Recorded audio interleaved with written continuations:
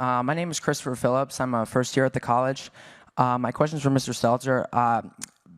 You've all spoken extensively about Fox News being a purveyor of disinformation, but CNN is right up there with them. They pushed the Russian collusion hoax. They pushed the Jussie Smollett hoax. They smeared Justice Kavanaugh as a rapist, and they also smeared Nick Sandmann as a white supremacist. And yes, they dismissed the Hunter Biden laptop affair as pure Russian disinformation.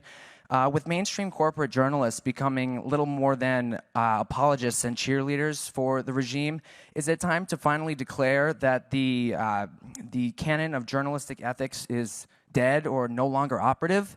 All the mistakes of the mainstream media, and CNN in particular, seem to magically all go in one direction.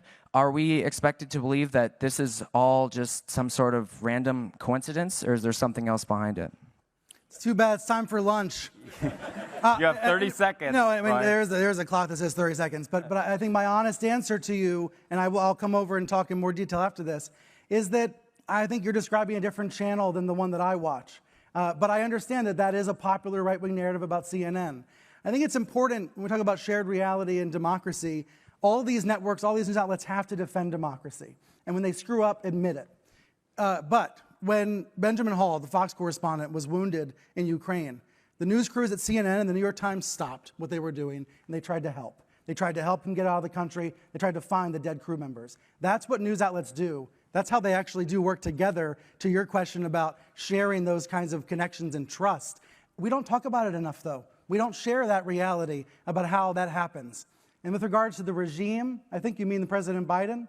The last time I spoke with a Biden aide, we yelled at each other. So that's the reality of the news business that people don't see, that people don't hear. They imagine that it's a situation that simply is not.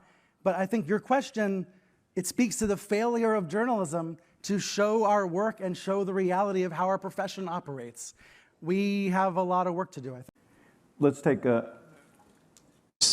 Amazing. Thank you. Thank you for doing this. Really appreciate it. I'm Daniel Schmidt. I'm a freshman at the University of Chicago. My question is for Ms. Applebaum. So in 2020, you wrote, "Those who live outside the Fox News bubble do not, of course, need to learn any of the stuff about Hunter Biden," referring to his laptop, of course. A poll later after that found that if voters knew about the content of the laptop, 16% of Joe Biden voters would have acted differently. Now, of course, we know a few weeks ago, the New York Times confirmed that the content is real. Do you think the media acted inappropriately when they instantly dismissed Hunter Biden's laptop as Russian disinformation? And what can we learn from that in ensuring that what we label as disinformation is truly disinformation and not reality? My problem with Hunter Biden's laptop is I think it's totally irrelevant. I mean, it's not whether it's disinformation or, I mean, I don't think the Hunter Biden's business relationships have anything to do with who should be president of the United States. So I don't find it to be interesting. I mean, that would be my problem with that as a major news story. We're going to talk about more of this tomorrow in our first panel, so stand by. And I think we have run out of time.